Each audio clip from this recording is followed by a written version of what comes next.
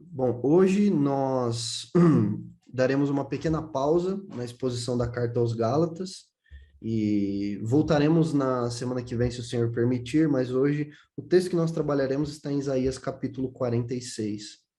Então, nós não estamos dentro do livro de Isaías em nossos estudos aqui, em nossas pregações de domingo. Então, a ideia é que nós façamos a leitura. Eu dei aos irmãos uma pequena explicação a respeito desse texto para que ele faça sentido dentro de um contexto. Então, nós fazemos as aplicações pertinentes aí para as nossas vidas. Então, vamos ler. Assim diz a palavra de Deus em Isaías capítulo 46. Bel se encurva, Nebo se abaixa.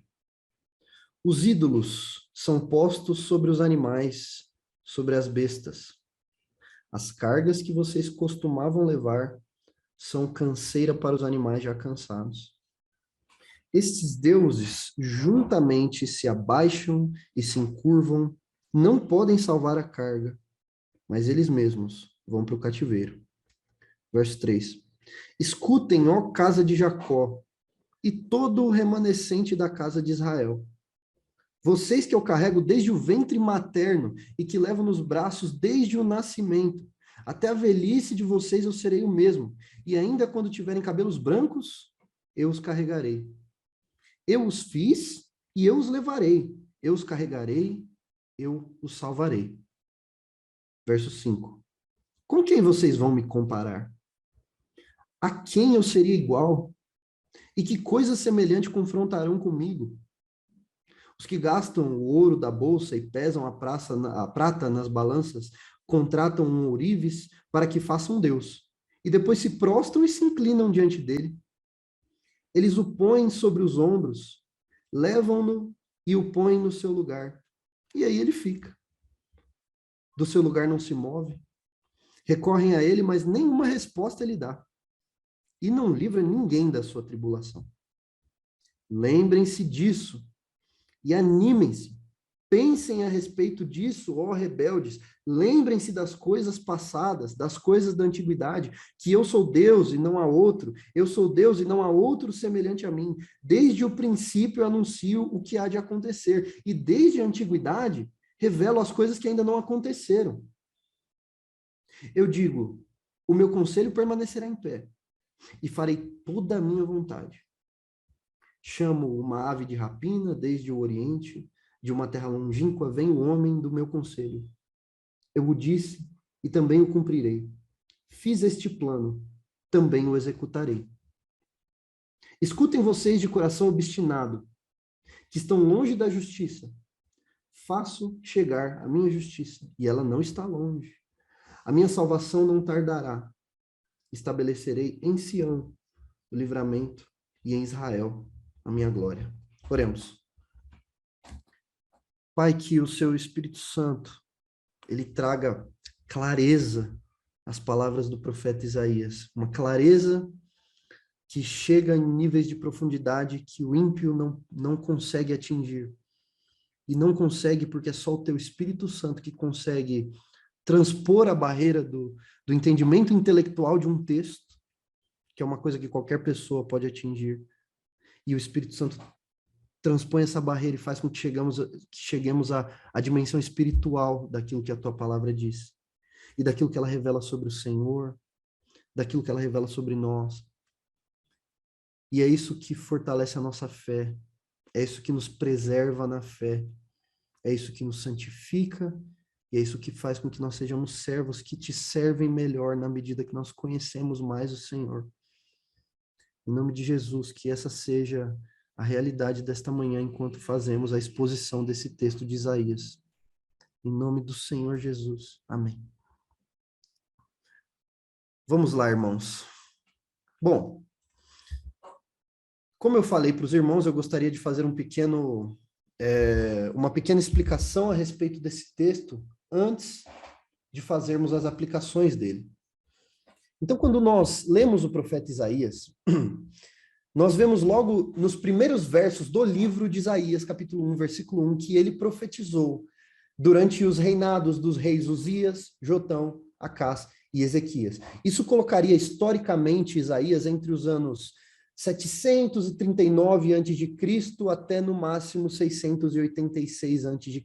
Temos aí um intervalo de alguns anos em que Isaías estaria historicamente localizado. E este dado ele é muito importante para nós atestarmos Isaías como profeta, porque ao longo do livro nós vemos que ele cita fatos históricos que ainda não haviam acontecido. O mais impressionante de todos seria o que Isaías fala ao longo do livro sobre o surgimento do Império da Babilônia, que já era grande, mas não era o grande império da época. Isaías faz profecias precisas a respeito da ascensão e da queda desse Império da Babilônia. Na época de Isaías, o grande império do momento, que era o mais poderoso do mundo inteiro, era a chamada Assíria, cuja capital era Nínive. Vocês devem se lembrar da história de Jonas. E durante a vida de Isaías, a Assíria, ela conquistou a parte do norte da nação de Israel. Se vocês se lembram bem, a nação de Israel eventualmente se dividiu em duas nações: Reino do Norte, Reino do Sul.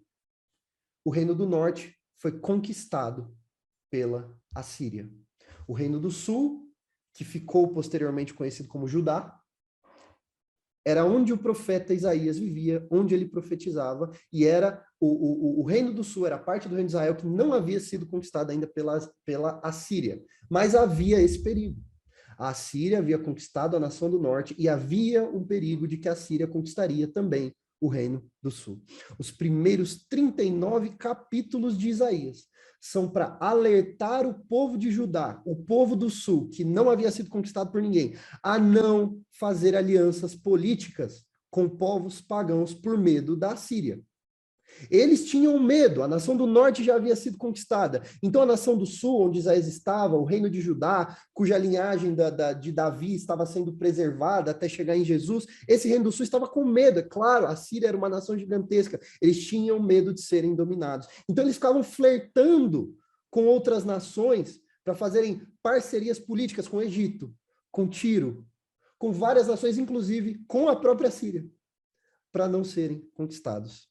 E Deus, por intermédio do profeta Isaías, dizia: não façam isso.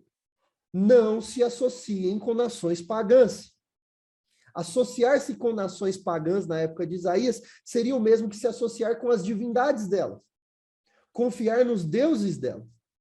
E nós vemos até o capítulo 39 de Isaías o Senhor Deus alertando as nações, alertando Judá: não faça aliança com as nações. O Senhor Deus profetizando a queda dessas nações, dizendo: ó, essa nação vai cair assim, essa nação vai cair assado, e por isso não tem por que vocês confiarem nelas.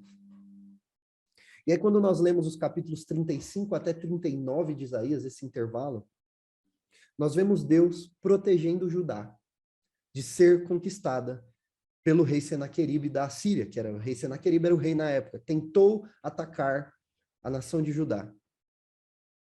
E nós lemos sobre isso nos capítulos 35 até o 39, o Senhor protegendo a nação de Judá.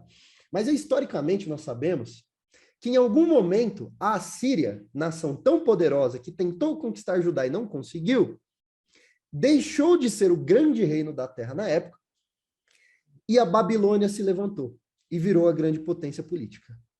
E a Babilônia, sim, veio a conquistar Judá. A Babilônia, assim, conquista Judá. Vocês devem se lembrar disso. Nabucodonosor levando Judá, a história de Daniel, levando todo o povo de Judá cativo na Babilônia. E isso, essa conquista da Babilônia sobre Judá, ela foi muito aos pouquinhos. Ela começa quando Deus ele cura uma doença do rei Ezequias, que foi o último rei, no último não, perdão, mas é o rei que é citado nessa sessão de Isaías aqui, do 35 ao 39. Deus, ele cura uma doença do rei Ezequias. Ezequias estava para morrer, pede a Deus que o cure, ele o cura, dá a Ezequias mais 15 anos de vida.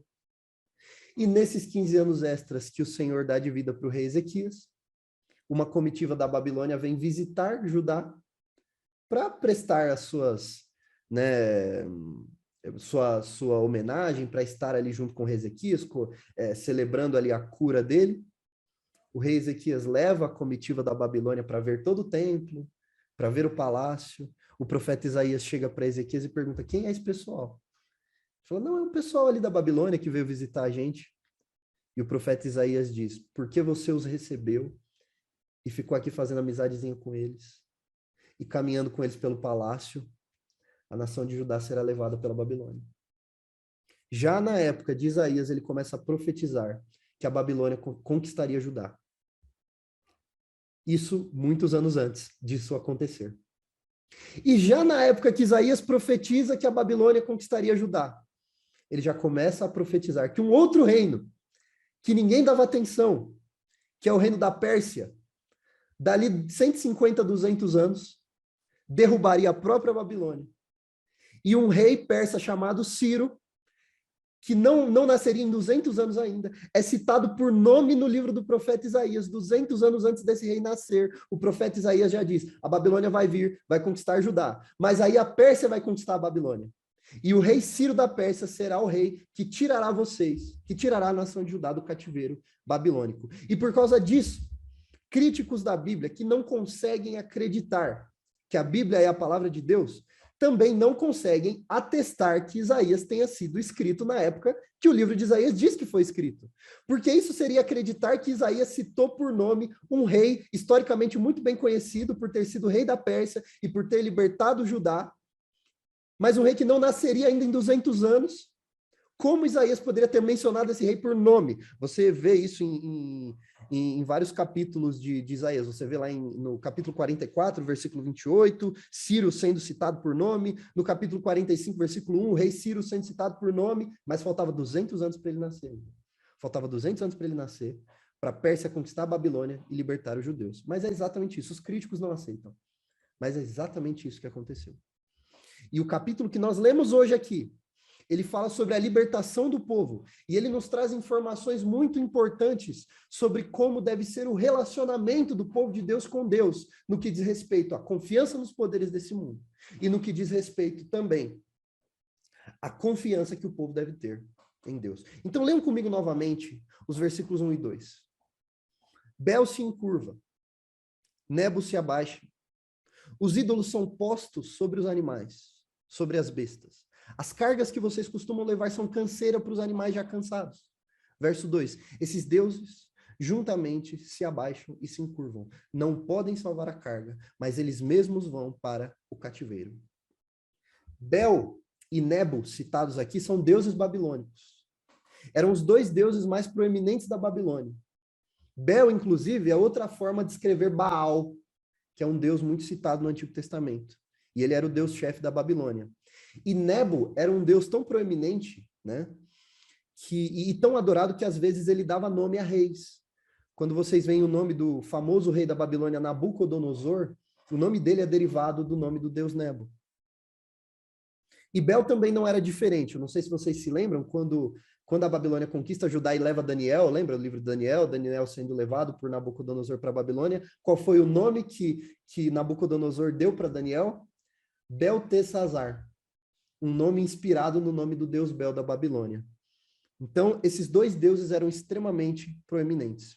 E como ao longo do livro de Isaías, o profeta fala o tempo todo sobre como as nações e seus deuses cairão, nós vemos essa fórmula se repetindo aqui nesse versículo 2.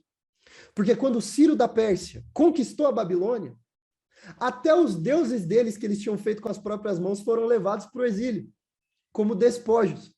Esses deuses, assim como o Senhor já tinha dito tantas vezes ao longo do livro de Isaías, não puderam salvá-los. Todo o povo foi colocado como carga para ser levado para a Babilônia.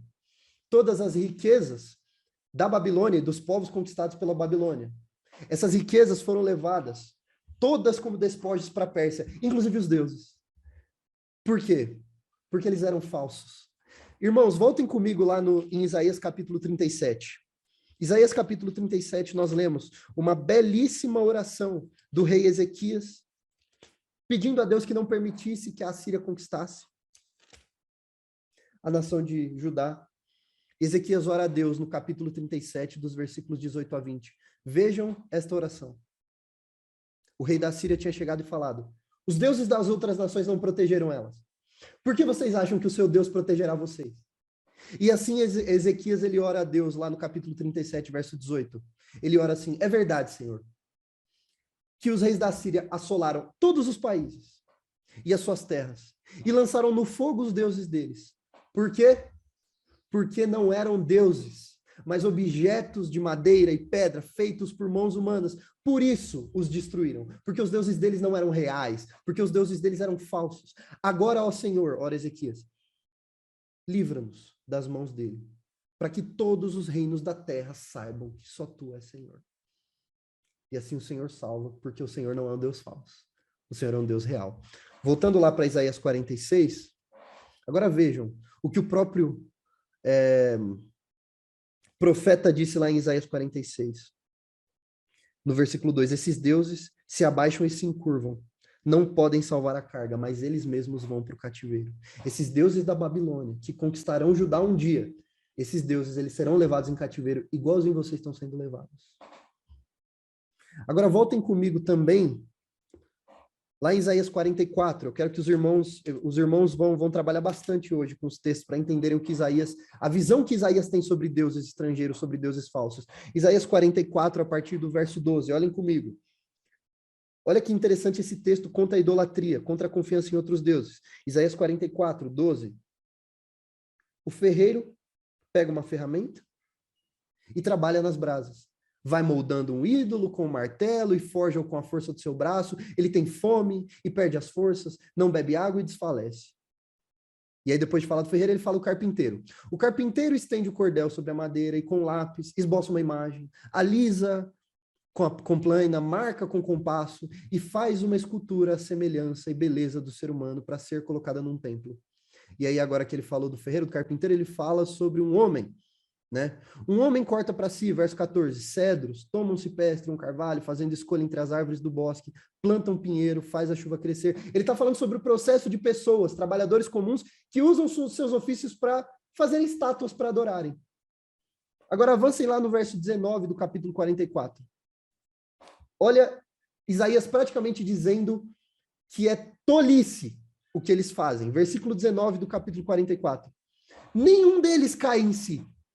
Já não há conhecimento nem compreensão para dizer: metade da madeira que eu queimei e sobre as brasas eu assei pão para comer. Então, metade da madeira que eu tinha, eu queimei e assei um pão em cima. E será que aquilo que restou dessa madeira eu faria uma abominação? Deveria eu me ajoelhar diante de um pedaço de madeira? Tal homem se apacenta de cinza, o seu coração enganado o iludiu, de maneira que não pode livrar a sua alma nem dizer: não é uma mentira isso que tenho em minha mão. Qual é a crítica de Isaías? Pode voltar lá no capítulo 46. Qual é a crítica de Isaías aqui? O povo não consegue se tocar que a mesma madeira que eles usaram para fazer o Deus deles, eles fizeram lenha ali para assar um pão.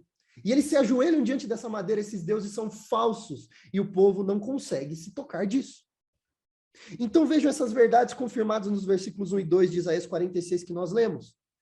Esses deuses são tão falsos que ao invés de fazerem algo pelo povo que está cansado de carregar cargas e pelos animais que estão cansados, assim como o povo está cansado, não. Eles serão carregados para o cativeiro junto com o povo, junto com os animais. Esse é o destino de um Deus falso. A ruína junto com aquele que o adora. Esses dois primeiros versos estão tratando da tolice que é você olhar para esses deuses e enxergar qualquer proeminência deles, porque eles são falsos e serão condenados tanto quanto o povo que os adora. Vamos agora para os versos 3 e 4.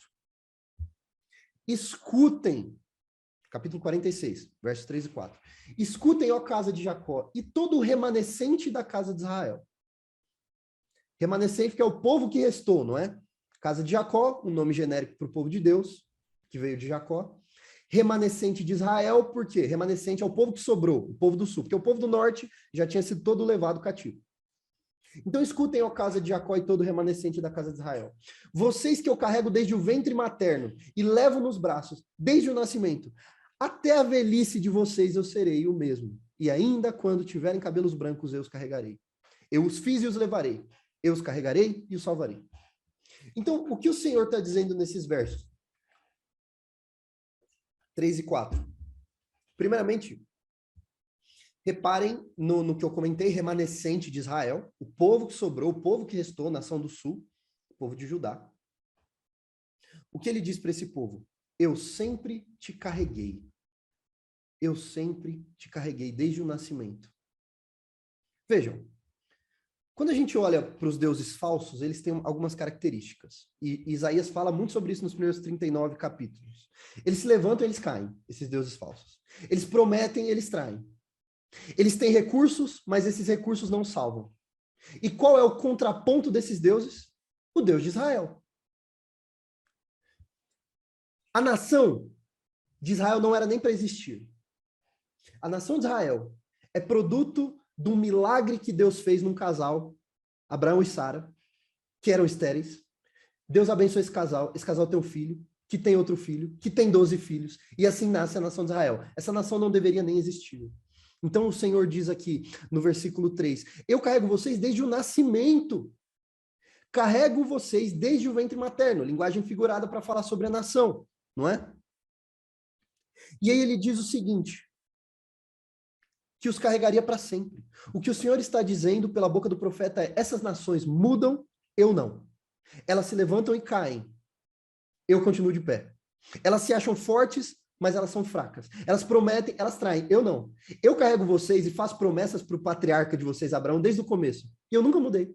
Sempre carreguei vocês, nunca mudei. Olha o final do versículo. Eu os fiz e os levarei, e os carregarei e os salvarei. Eu fiz vocês, ele usa 4 verbos aí. Eu fiz vocês, criei do nada. Eu levarei vocês, ou seja, farei uma condução. Eu carregarei vocês, uma linguagem de cuidado, e eu salvarei vocês. Tirarei vocês do cativeiro. Então, eu sempre te carreguei no colo, desde que você era bebê. E eu vou continuar carregando até você ficar velho. Não duvide de mim. Outras nações, outros povos, até o grande reino da Babilônia cai. E eu desde sempre cuidei de vocês, carreguei vocês, tirei vocês do Egito. Impedi que a Síria invadisse vocês. E eu vou continuar carregando. Não confie em outras nações. E ele diz o seguinte, dos versos 5 a 7. Ele dá a base para essa confiança. Olha só. Verso 5. Com quem vocês vão me comparar? A quem eu seria igual? E que coisa semelhante confrontarão comigo? Os que gastam o ouro da bolsa e pesam a prata nas balanças, contratam um ourives, ou seja, alguém que faz ouro, né? Para que façam Deus, e depois se prostram e se inclinam diante dele. Então, olha a lógica dele aqui. Você paga uma pessoa para fazer uma estátua, e essa estátua que você pagou para fazer, você vai lá e se ajoelha diante dela, né? Verso 7. Eles o põem sobre os ombros, levam-no e põem no seu lugar. E aí ele fica. Ou seja, ele não vai a lugar nenhum. Onde você deixa, ele fica. Do seu lugar não se move. Recorrem a ele, mas nenhuma resposta ele dá. E não livra ninguém da tribulação. Então aqui Deus fala o seguinte, não faz nem sentido você criar um contraste entre confio em Deus ou confio no poder político da época. Porque você tem como comparar Deus com esse poder político? Só para efeito de entendimento, vamos lá no capítulo 40 comigo rapidinho. Volta lá, os 6 capítulos, capítulo 40. Olha o que Deus fala a respeito de si no capítulo 40. Capítulo 40, a partir do versículo 12. E aí fica muito claro como você não pode comparar Deus com absolutamente nada. Olha só. Capítulo 40, verso 12. Capítulo lindíssimo, inclusive. Querem decorar um capítulo da Bíblia inteiro? Decorem Isaías 40. Versículo 12 de Isaías 40. Quem na concha de sua mão mediu as águas e tomou a medida dos céus a palmos? Quem recolheu o pó da terra na terça parte de uma vasilha e pesou os montes e as colinas numa balança? Então aqui ele está falando que ele planejou toda a criação. Essa criação que você vê gigantesca, Deus planejou na palma da mão dele. E aí versículo 13. Quem guiou o Espírito de Deus? Ou como seu conselheiro o ensinou? Verso 14. Com quem ele se aconselhou para que lhe desse compreensão? Quem lhe ensinou a vereda da justiça? Ou quem lhe ensinou sabedoria? E quem lhe mostrou o caminho do entendimento? Ou seja, Deus aprendeu com quem? Quem o ensinou as coisas que ele sabe? É uma pergunta retórica. Ninguém ensinou nada para Deus. Ele é a sabedoria em si mesmo. Quem mediu com a concha das mãos as águas e tomou a medida dos seus apalmos? Quem recolheu o pó da terra na terça parte de uma vasilha? Pesou as colinas numa balança, planejou tudo. O Senhor fez tudo isso. Aí olha a consequência disso, versículo 15. Eis que as nações são consideradas por ele como um pingo que cai num balde e como um grão de pó na balança. Eis que ele carrega as ilhas como se fossem pó fino. Esse é o nosso Senhor. E aí voltando lá no capítulo 46... Voltando no capítulo 46, versículo 5. Vocês vão me comparar com quem? Eu sou igual a quem? Para vocês ficarem fazendo esse cálculo de para qual lado eu vou. Vejam só. O nosso Deus é um Deus criador, dono de tudo, tudo, tudo. Dono meu, seu, de toda a criação, de todas as moléculas, do micro-universo ao macro-universo. Ele é dono e criador de tudo. E ele é soberano sobre todas as coisas. Agora olha os outros deuses, versos 6 e 7. De Isaías 46. Os que gastam o ouro da bolsa e pesam a prata nas balanças contratam ourives para que se façam Deus. Depois se prostram e se inclinam diante dele. Então, de um lado, você tem o Deus que criou tudo, até o ouro. E de outro lado, você tem um ser humano que paga alguém, que mexe com o ouro que Deus criou, para fazer uma imagem, e aí ele gasta dinheiro com isso e depois se prostra diante daquilo. Tem comparação?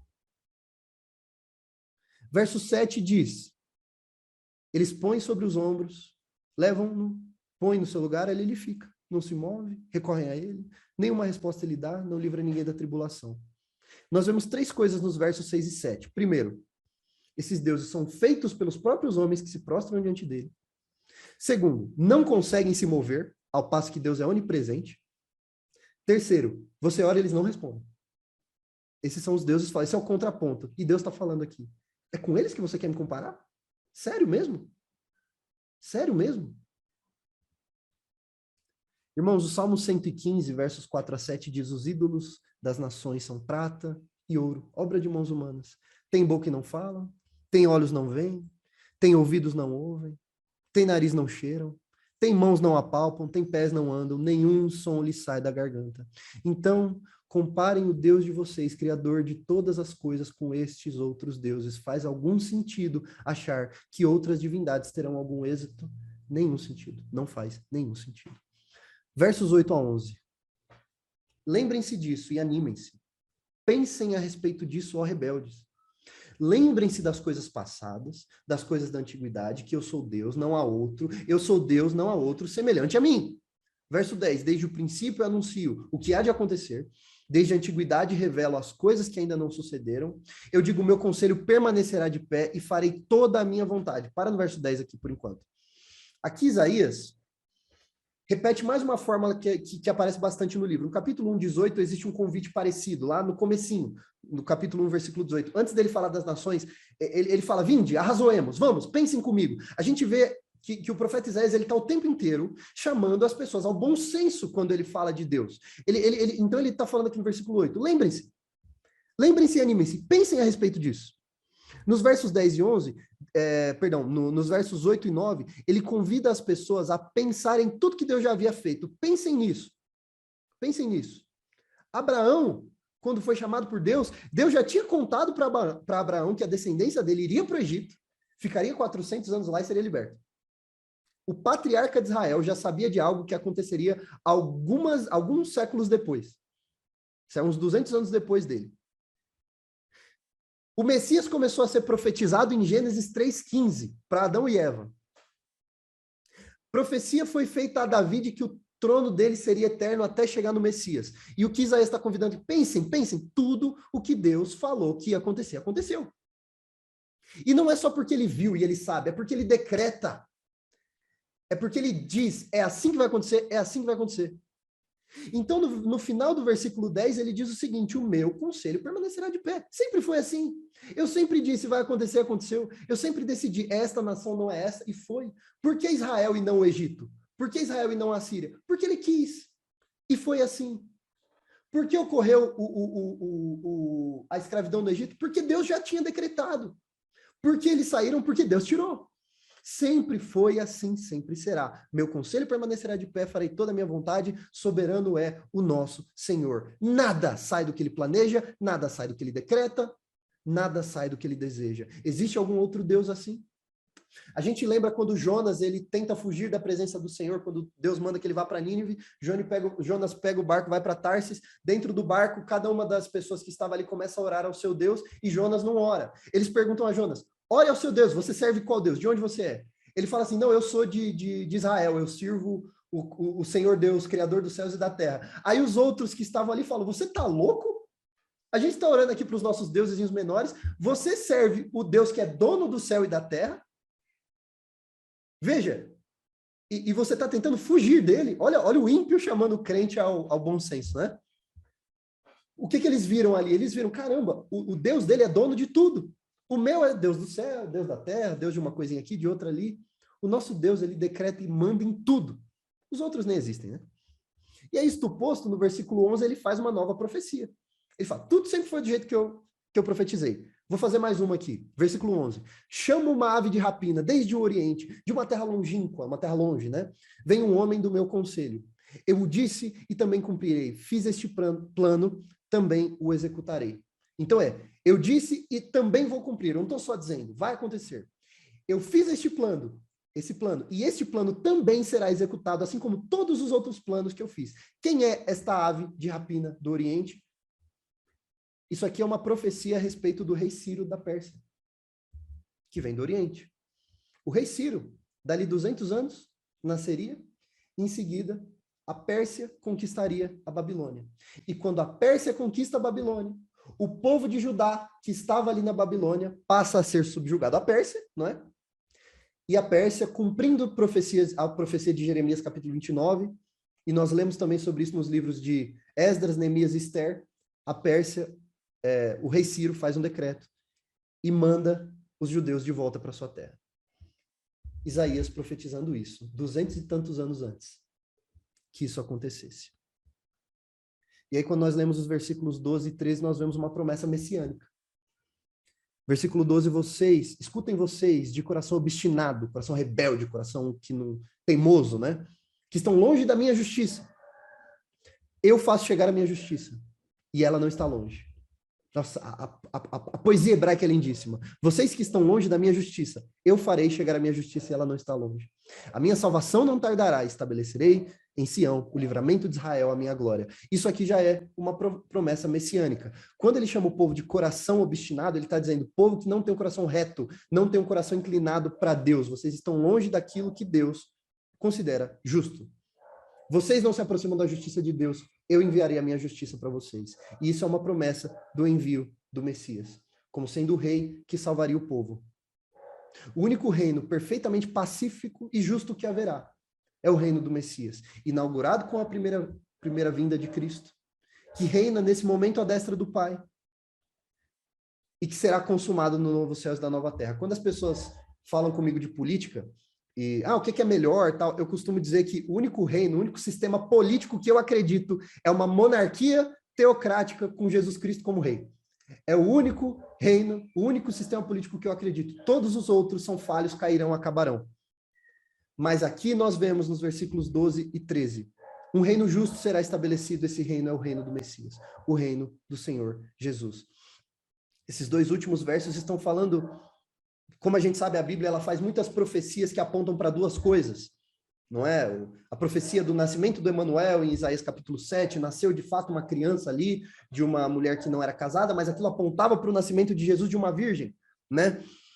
Aqui é o caso também, esses dois últimos versos estão falando sobre um passo a mais da libertação do povo de Deus, que vai além de Judá saindo da Babilônia. Isso é um cheirinho da consumação do reino dos céus sobre a Babilônia infernal. Que são os reinos do mundo, né? E é o grito de João no Apocalipse, caiu a Babilônia, caíram os reinos desse mundo, e o povo de Deus está liberto de vez. Então, que confiança eles merecem? Que espaço eles merecem ocupar no coração do povo? Gente, o que nós aprendemos com um texto como esse? Primeiro, Deus está falando ao seu povo, depois de ter passado uma boa porção do livro, mandando que eles não confiassem em outras nações, ele está dizendo que uma nação se levantará, levará o povo cativo, e Deus levantará uma outra nação para que o povo seja liberto. Baseado nas lições de Isaías, esse capítulo nos ensina, primeiro, que os grandes poderes desse mundo não são tão poderosos assim. Grandes nações, grandes lideranças políticas que nós olhamos e vemos como, assim, impenetráveis, irredutíveis, não podem ser derrotadas. Quando você olha para os Estados Unidos e a potência que é, quando você olha para a China e a potência que é, essas nações não são tão grandes potências assim, porque outras nações existiram. Levantou-se o Egito, ele caiu. Levantou a Síria, ela caiu. Levantou a Pérsia, ela caiu. A Babilônia, caiu. Levantou a Grécia, caiu. Levantou o Império Romano, caiu. levantou a Igreja Católica Apostólica Romana tentando dominar o mundo, também não dominou o mundo. Irmãos, e o nosso Senhor continua de pé. Entra ano e sai ano. E o Deus de todas as coisas continua de pé. Não só grandes nações políticas, mas quaisquer outras coisas que possam ganhar o nosso coração. Coisas que nós podemos olhar e dizer, eu preciso disso, senão a minha vida não vai para lugar nenhum. Este trabalho, este valor de dinheiro na minha conta, este relacionamento, sem isso eu não tenho nada. Todas essas coisas são corruptíveis e podem cair. E o Senhor continua de pé. A primeira lição desse texto é, se você confia, se você acha que existe algo em que você se sente tentado a confiar, e às vezes até a negociar os seus valores cristãos por isso, porque você precisa daquilo, então você não pode ser tão obediente, tão fiel a Deus assim como aquele povo que tentava fazer alianças com outras nações e portanto, quebrava o mandamento de você não servir outros deuses, porque servir outras nações seria servir outros deuses. Muitas vezes nós também, porque achamos que precisamos do item X ou Y na nossa vida, senão a nossa vida não vai dar certo, a gente negocia nossos valores com Deus para manter esses itens funcionando na nossa vida. E Deus já de antemão, assim como ele está avisando aqui, antes da Babilônia se erguer, ele já está avisando que ela vai cair, de antemão ele já te avisa, não vai dar certo. Não vai rolar. Coloque a sua confiança em qualquer coisa que não é o Senhor. E ele de antemão, 200 anos antes, está dizendo, vai cair. Vai cair. A segunda coisa que esse texto nos ensina é que a libertação de Israel, de Judá especificamente, do cativeiro babilônico, ela aponta para a libertação do povo de Deus. Assim como antes do cativeiro, a libertação foi profetizada, assim também antes da fundação do mundo, havia um plano do Senhor para remir um povo para si pelo sangue de Jesus. Assim como a saída do cativeiro foi profetizada antes dele começar, a nossa libertação deste cativeiro terreno, da Babilônia terrena, da Babilônia espiritual, desse reino pecaminoso, o domínio do príncipe da potestade do ar, a nossa libertação já está decretada desde antes da fundação do mundo. Nós seremos levados desse domínio das trevas para o reino absoluto do Senhor. Somos salvos em Cristo Jesus. Fazemos parte do reino de Deus, mas ainda estamos cativos nesta Babilônia espiritual. E Deus já profetizou. Ele já nos disse. Profetizou não, né? Quem profetiza é o profeta. Deus já nos disse, através de profetas que profetizaram. A nossa libertação já está decretada. Por isso não faz sentido colocar os nossos corações nas coisas deste mundo. Porque é o mesmo que confiar nos deuses Nebo e Bel da Babilônia, que serão mandados para o inferno junto com todo mundo que confiou neles. É por isso que não faz sentido trabalharmos para que a nossa vida nesta terra seja a melhor possível, às custas dos nossos valores cristãos, às vezes, porque o próprio Jesus disse, não ajuntem tesouros na terra, onde a ferrugem consome, o ladrão rouba. O único investimento, irmãos, que você tem absoluta certeza que não volta vazio, não é em Bitcoin, é investimento no reino de Deus. E este reino aqui não é o nosso lar, é a nossa Babilônia, é o nosso cativeiro, do qual Deus já disse que vai nos libertar. Enquanto estamos aqui, é claro, nós trabalhamos. Nós trabalhamos, inclusive, para que este mundo prospere. Lembrem de Jeremias, capítulo 29, quando Jeremias disse para o povo que já está cativo, vocês vão ficar 70 anos aí. Enquanto vocês estiverem aí, trabalhem, tenham filhos, prosperem, façam com que essa cidade prospere, porque a prosperidade dela será a prosperidade de vocês. E aí, Jeremias profetiza que o povo clamaria a ele depois de 70 anos. Ele escutaria e libertaria o povo. Mas enquanto isso não acontece, você fica aqui, você trabalha, você estuda, você trabalha inclusive para a prosperidade da sua cidade, do seu país, da sua empresa, da sua família, que quer que seja. Mas jamais permita que o seu coração fique amarrado a coisas das quais o Senhor vai te libertar. A libertação está decretada, o nosso passaporte eterno é de um lugar chamado Nova Jerusalém. Nós não somos cidadãos dessa Babilônia celestial, o Senhor já profetizou a queda dela. Já profetizou a queda dela. Terceira coisa, Deus te criou e Ele te carrega no colo do seu nascimento quando Ele te fez, até o momento que você ficar velho. Então confie sempre nas promessas referentes ao reino dos céus e nunca nos reinos desse mundo. Irmãos, quantas pessoas Já te deixaram na mão ou te desapontaram? Isso não é discurso de coaching, não, tá? Mas tem uma coisa que nós aprendemos com o profeta Isaías, é que enquanto nossos deuses falsos, as coisas que nós colocamos a nossa esperança, costumam nos desapontar, Deus continua fiel, preservando até o fim as nossas vidas pelo amor que ele tem por nós. Em Cristo, Deus criou um povo do nada. Desde a fundação do mundo, ele carrega este povo no colo e ele levará este povo seguro até o céu no final e depois até o novo céu e nova terra, assim como disse o apóstolo Paulo a Timóteo, preso com a cabeça praticamente na degola. Eu sei em quem eu tenho crido. E eu sei que ele é fiel e justo para preservar a minha coroa até aquele dia. Só ele vai nos carregar no colo até o final. Nenhum. Gente, o nosso trabalho, que às vezes a gente pensa, se eu perder esse trabalho, eu tô frito, eu não tenho como... Gente, esse trabalho vai passar, você vai arrumar outro, você nem vai lembrar desse um dia. Relacionamento vai acabar, você vai arrumar outro, não vai lembrar. Os Estados Unidos, sei lá, vai que daqui a 50 anos, quando todos nós aqui, quando o pessoal mais velho já estiver com o Senhor, os que são mais jovens estiverem já tendo seus netos aí, talvez a gente olhe para os Estados Unidos e os Estados Unidos não seja mais a grande potência que o brasileiro adora achar que se ele for para os Estados Unidos a vida dele está resolvida. Porque os Estados Unidos pagam em dólar, e lá eu vou ter experiência que vai resolver minha vida para sempre. O que resolve a sua vida para sempre é Jesus. Os Estados Unidos pode cair também, e vai. Todos caíram. O Senhor permanece para sempre te carregando no colo desde o momento que ele te fez, até quando você estiver velhinho. Ele prometeu voltar. E assim, uma outra coisa também é olhar para Deus e ver que ele é confiável em todas as suas promessas. Uma promessa só é válida se a pessoa que fez a promessa é uma pessoa de confiança, não é? É por isso que existe SPC, Serasa, para ver se a promessa sua de pedir dinheiro emprestado, se você é digno de confiança, né? O Senhor é digno de confiança? Ele prometeu redenção no Messias, o Messias veio.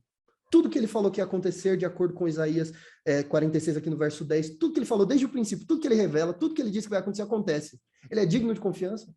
Ele prometeu cuidar. E ele, inclusive, prometeu que Jesus voltaria para consumar o seu reino. Ele voltará. Os reinos desse mundo, os poderes desse mundo, é só o Putin falar do cabelo do John Biden que eles se destroem. Começam a guerra e acabou. As duas nações. Você investe em Bitcoin, o Elon Musk vai, faz um comentário, cai o valor da moeda. As nações poderosas, todas que surgiram, levantaram, caíram.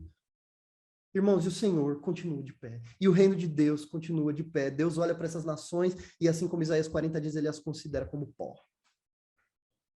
Quarta coisa, o Senhor Deus e seus caminhos são incomparáveis. Enquanto os reinos desse mundo, como eu falei, são um sistema delicado que pode colapsar, o plano de Deus é tão bem estabelecido que cada poeira voando na frente do seu quarto está corroborando a consumação dos séculos. Nada do que acontece fora do plano de redenção do Senhor. O mundo tem métodos. Deus é soberano. O mundo tem teorias. Deus só tem certezas.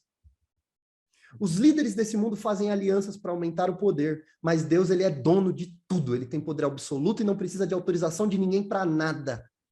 Então, à luz do profeta, o mundo, seus poderes, seus métodos, teorias, não são bons o suficiente para você negociar seus valores e depositar esperança neles. E nem para você achar que, de alguma forma, o reino de Deus está ameaçado por causa desses poderes.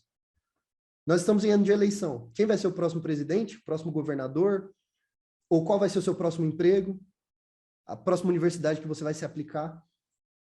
Tudo isso, diante do nosso Deus soberano, você acha que qualquer dessas coisas pode ter supremacia no seu coração? Ou na sua vida? De maneira nenhuma. Bel e Nebo, essas coisas serão levadas para longe, para o exílio, para o cativeiro, junto com todos os que as adoraram. Os deuses Bel e Nebo nem se levantaram ainda, Deus já está contando para você de antemão que eles cairão. Nenhuma força, poder, situação mundana é tão segura que você possa negociar seus valores para confiar nelas. E só quando entendemos isso, é que nós podemos afirmar como o salmista afirma no Salmo 20.